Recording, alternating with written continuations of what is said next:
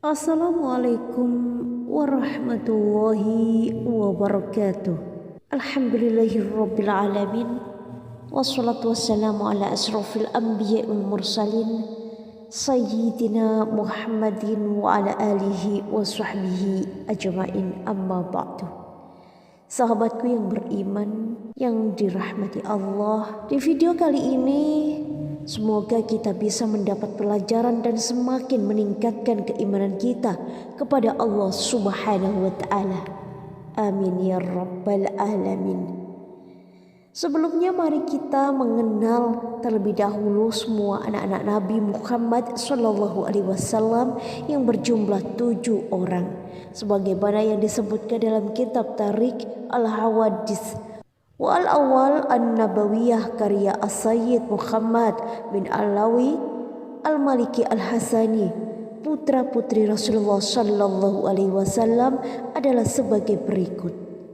Putra-putri Nabi Muhammad Sallallahu Alaihi Wasallam: Al-Qasim, seorang laki-laki, anak pertama Rasulullah Sallallahu Alaihi Wasallam yang dilahirkan dan meninggal sebelum masuk masa kenabian, masa mulai turunnya wahyu kepada Nabi Muhammad Sallallahu Alaihi Wasallam.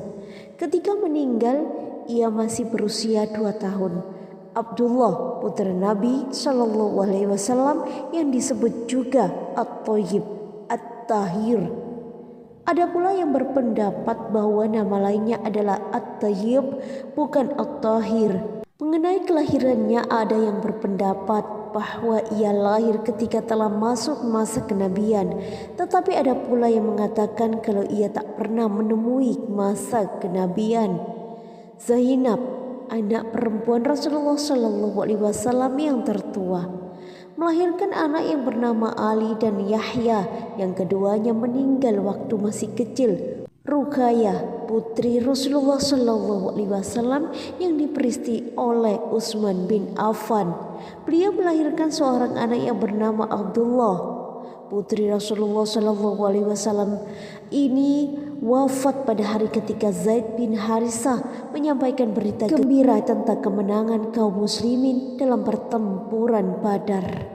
Ummu Kulsum, putra Nabi Sallallahu Alaihi Wasallam yang dinikahi Utsman bin Affan setelah saudarinya oleh Ali bin Abi Thalib. Beliau melahirkan anak yang bernama Hasan, Husain, Muhsin, Ruqayyah, Zainab dan Ummu Kulsum. Ada pula Muhsin dan Ummu Kulsum meninggal waktu masih kecil. Ibrahim, putra Rasulullah yang meninggal saat berumur 70 malam. Ada pula yang mengatakan saat berusia 7 bulan dan lain berpendapat berumur 8 bulan. Putra-putri Nabi Muhammad Sallallahu Alaihi Wasallam yang bernama Al-Qasim, Abdullah, Zainab, Ruqayyah, Ummu Kulsum dan Fatimah dilahirkan di Mekah oleh istri Nabi Sallallahu Alaihi Wasallam yang pertama, yaitu Khadijah radhiyallahu anhu. Semua putri Rasulullah Sallallahu Alaihi Wasallam pernah mengalami masa kenabian, masuk Islam dan turut berhijrah ke Madinah. Adapun Ibrahim dilahirkan di Madinah oleh istri Nabi Sallallahu Alaihi Wasallam yang bernama Maria Al-Hittibiyah, orang Mesir. Semua anak-anak Nabi Sallallahu Alaihi Wasallam meninggal saat beliau masih hidup, kecuali Fatimah yang wafat paling akhir, yakni 7 bulan setelah wafatnya Rasulullah Sallallahu Alaihi Wasallam. Mengapa semua putra Nabi diwafatkan masih kecil? Sebagaimana yang telah diterangkan di atas, putra-putra Rasulullah Sallallahu Alaihi Wasallam, Al-Qasim, Abdullah dan Ibrahim semuanya meninggal ketika masih kecil, sehingga keturunan Rasulullah Sallallahu Alaihi Wasallam diteruskan lewat anak perempuan beliau. Mengapa bukan dari anak laki-lakinya, dan mengapa pula mereka diwafatkan sewaktu masih kecil?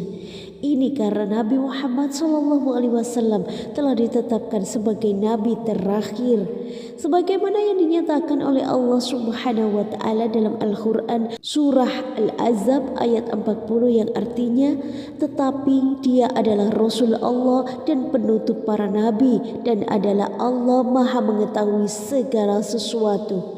Oleh karena itu, seandainya putra-putra beliau tumbuh dewasa, maka mereka hanya akan menjadi orang biasa dan tidak akan mungkin menjadi nabi. Padahal nabi-nabi yang lain mempunyai putra-putra yang juga menjadi nabi. Seperti Nabi Ibrahim yang punya anak Nabi Ismail dan Nabi Ishak. Nabi Yakub mempunyai anak Nabi Yusuf. Nabi Daud punya anak Nabi Sulaiman. Untuk itulah Allah mewafatkan putra-putra Rasulullah SAW agar kehormatan dan keutamaan beliau sebagai pemimpin atau penghulu para nabi dan rasul, Sayyidul Anbiya wal Mursalin, tetap terjaga. Walhasil keturunan Rasulullah SAW diteruskan oleh anak perempuan beliau karena orang perempuan tidak pernah menjadi nabi. Itulah yang dapat saya sampaikan. Wassalamualaikum warahmatullahi wabarakatuh.